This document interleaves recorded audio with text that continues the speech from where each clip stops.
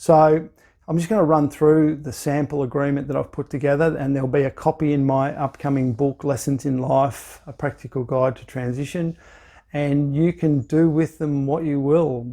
You can use them as a basis for borrowing money collectively and buying yourselves a house and getting yourselves in the property market and putting your rent back into your own property, or you can use it to get together with a group of friends, rent a property, and have the foundations of a happy, healthy household. So we, such and such, the undersigned, agree to sign this document in regard to the basic rules and regulations that will allow for a safe and happy household, and I've left room for the signatures. So then it would be dated, and the first thing would be rent payments. We all agree that our first priority is for each of our individual portions of the rent to be paid on time every time. One housemate may be appointed household treasurer. Number 2, weekly grocery allowances. We all agree that a set dollar amount will be required from each housemate each week for basic groceries and supplies. Unless otherwise arranged, the same amount is expected to be paid to the treasurer by all housemates. 3, money for bills and expenses. We also agree that another high priority for all housemates is for all bills to be paid on time. The treasurer will be responsible for itemising, collecting and paying those bills. 4, keys and security. We all agree that security need to be a joint household effort, and that collectively we need make every effort to ensure that the house is locked whenever we leave. Locking individual bedroom windows will be the responsibility of each bedroom user. Each housemate will be given one door key that they should keep in a secure place. The security of each person's own belongings and finances are also their own responsibility. 5, who provides what? We all agree that where possible, each house member should contribute an equal portion to the provision of household furnishings, cooking and cleaning equipment. Any individual ownership of items should be recorded by the treasurer, whereas the costs and therefore the ownership of any collectively purchased goods and essentials should be equally distributed between housemates. 6, food and shopping. We all agree to share the weekly shopping according to the roster. 7, cooking roster. We all agree to share cooking duties according to the set roster. 8, cleaning duties. We all agree to share cleaning duties according to the roster, but also agree that all efforts to clean should be to an agreed minimal standard. I'm talking about the toilet, I'm talking about the shower, I'm talking about behind the toilet, I'm talking about behind the stove, under the fridge, those sorts of things that tend to get away from most young people who go into a shared house arrangement. Number 9, garden, yard and maintenance roster. We all agree to share the garden and yard maintenance duties according to the roster, and that one person should be appointed as garden, yard and general maintenance manager. 10, parking. It's the responsibility of each housemate to park their car in a reasonable position so as to not prevent access to others. 11, car sharing. We also agree that the driving of each other's cars should only occur when an individual's insurance policy allows for it, but only after the car owner has also given their specific permission. Where possible, our household has also decided to carpool and share driving responsibilities as equally as we can. Housemates who don't own cars have also agreed to make regular and fair contributions towards fuel expenses. 12, privacy and the borrowing of each other's belongings. We all agree that an individual's privacy is of the utmost importance in this household, and as such we have all agreed to stay out of the private matters of others while also respecting their property and belongings. Individual ownership of any item should also take priority over any other claim, such as someone else's need to use it. Housemates must also ask permission to use an item owned by another housemate, as well as for each subsequent use. 13, the sanctity of an individual's private space, i.e. bedroom. We all agree that our bedrooms are strictly off limits to other housemates unless they initially request and are then invited to enter. 14, girlfriends and boyfriends or other friends who stay over and make use of household products. Overnight stays by friends are at the complete expense of the housemate who originally invited the guests to stay. They should also replace or pay for any products used by their guests. Longer term stays will need to be discussed with all other housemates. If a longer term stay is agreed to by other tenants, then the new tenant must first agree to pay a portion of the rent based on their use of common spaces, lounge, kitchen, bathrooms, parking, as well as at least a half share of the bedroom that they will be sharing, along with an equal portion of all running costs and food, while also making an equal commitment to household rosters. 15, visitors. We love visitors, but any overnight stay associated with a visit should be at the expense of any housemate who originally invited the visitor. Any household products used by the visitor must also be replaced by the same housemate. 16, alcohol and drugs. We all agree to permit alcohol use in our home, though preferably in moderation. But if the excessive drinking of one housemate is having an adverse effect on others, then the person who is drinking excessively should remove themselves from the common areas of the house.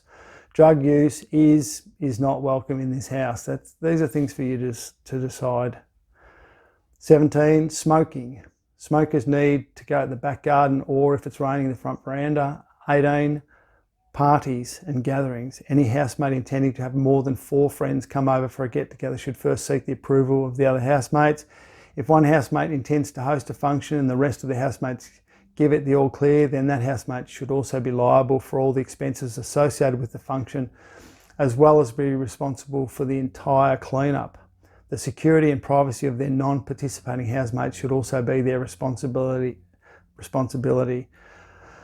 But if the gathering or party is a whole of group event, then the responsibilities will need to be shared. Nearly there. 19, noise after hours. We all agree that noise levels need to be lowered by 11 p.m. weeknights. This includes the use of musical instruments and stereos, televisions, gaming apparatus, the clothes dryer, the washing machine and the vacuum cleaner. Noise levels should also be lowered until at least 8:30 a.m. each morning and 11 a.m. on weekends. Number 20, breaking house rules. Our first instinct should always be for us to at least try to be tolerant of each other, while also keeping an eye out for any housemates who may be doing it tough.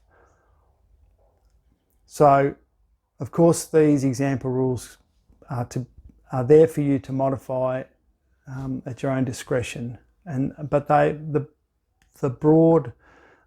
basic tenet is that they will suit numerous arrangements. For some, though, they might be too strict. For others, far too lenient. My main aim was just to provide you with a bottom line for managing any potential areas of contention that can't be settled through normal channels.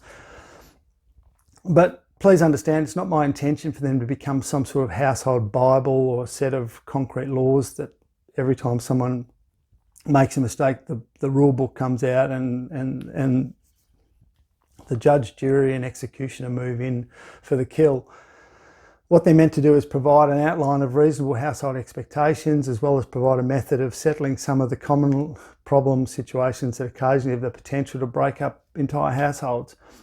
A couple of surefire methods for reducing friction inside a shared house is to make sure that you all, as co-tenants, regularly discuss the day-to-day operations of your home environment while remaining open to hearing the concerns of each and every housemate.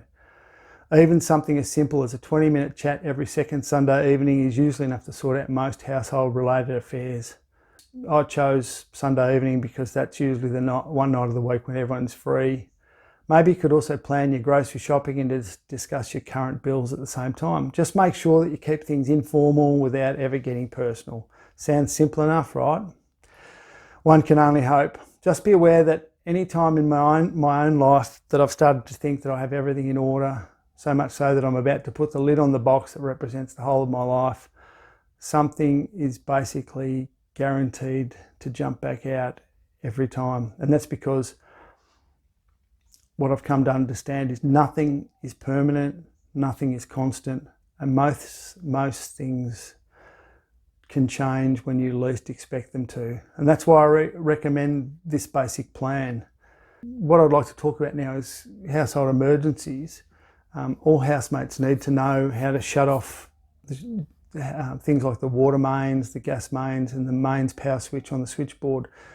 So this is something else that you need to talk about early in your tenancy. You could even nominate one housemate to run through a few of the emergency procedures and make sure that everyone else is up to speed. Sounds like overkill, and maybe it is.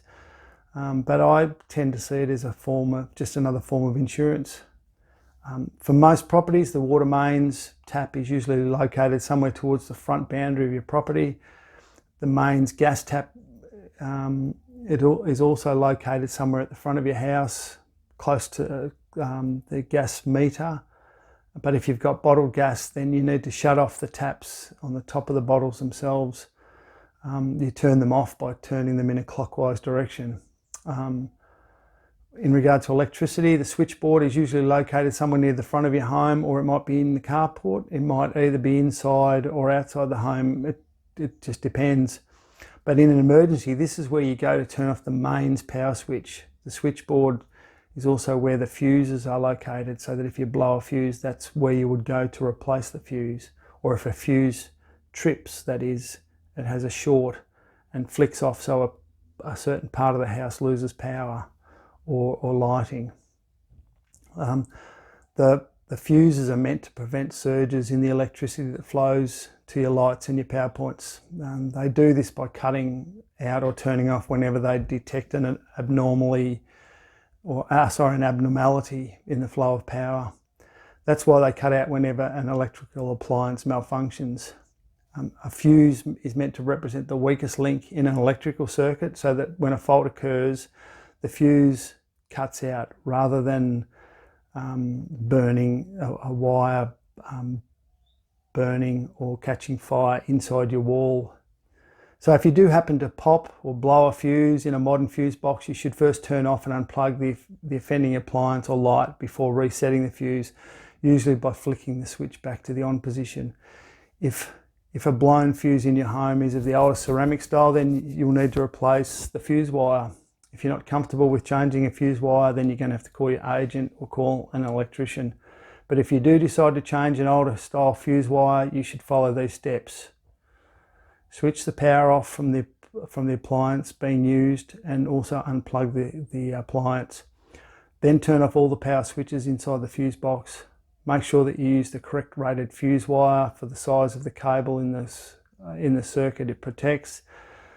The rating for the fuse wire is generally stamped on the outside of each fuse holder, or maybe marked on the switchboard near the fuse. Just make sure that you don't use an oversized fuse wire. This might cause damage to the wiring inside your wall or even start a fire. Only use a correctly rewired fuse, but only when the fuse wire is replaced and the fuse back in place should you turn on the main switch again. These old fuses that require you to actually insert wire back in them and are nothing but trouble. So you should also ask your landlord to replace any older style wire fuses with new single switch circuit breaker fuses. But as a rule, if you're not 100% certain with what you're doing, then just don't do anything. Call a professional instead. If you don't have an electrician on your phone list, look for one online. If a fuse just keeps popping, no matter what you do, then you definitely need to call your agent. There's a good chance that you either have a faulty electrical appliance somewhere in the house that you can't find, or there's a genuine issue with the electrical wiring of your house. The best way to identify a faulty electrical item is to unplug everything and then plug each item back in, but one item at a time. If the fuse keeps popping for multiple items, then the problem could be more serious. But if it pops just for one item, then you know that the problem is with that item. It could be a kettle, it could be a toaster, most likely a toaster, it could be a hairdryer, it could be a stereo, it could be a TV. A faulty electrical appliance may be able to be repaired, but you should never try and fix a faulty electrical appliance by yourself. And don't ever use water on an electrical fire. If you do have a fire in your home, first try to isolate it by closing off the room, then leave the house and call for help. You may be able to use an electrical or chemical fire extinguisher to extinguish a fire while it is still quite small. But please don't place yourself in any unnecessary danger. Call 000 as soon as you can. When you get a chance, you should also call your agent. But try not to get sucked into going back into a house that's on fire or flooding or got an electrical fault just leave it be until the emergency services arrive and explain the situation to them. If smoke detectors haven't been installed in your home, then your landlord is probably breaking the law, or your agent, landlord, your agent, the fault lies there. So the responsibility is to have working smoke detectors in a house. And if they're not there, then you need to tell your landlord or your agent that you want them installed as soon as possible, and don't mess around with it. As an extra precaution, you could also install your own battery-powered smoke detector in your own bedroom. Another precaution you could take is to organise a mock fire drill for your housemates, or at least discuss your evacuation procedure in an emergency. Once again, there's a lot to take in there, and it's a massive amount of information in one hit, but it will all be in my upcoming book, Lessons in Life, A Practical Guide to Transition. And this video will be available on my website, life-skills.com.au. It will also be on YouTube, so if you just type life-skills.com.au into YouTube, you'll also be able to find my videos there.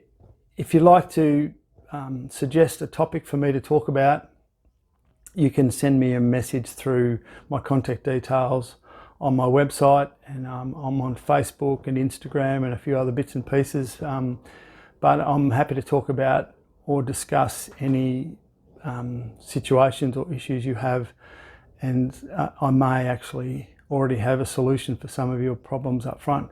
So that's it for today.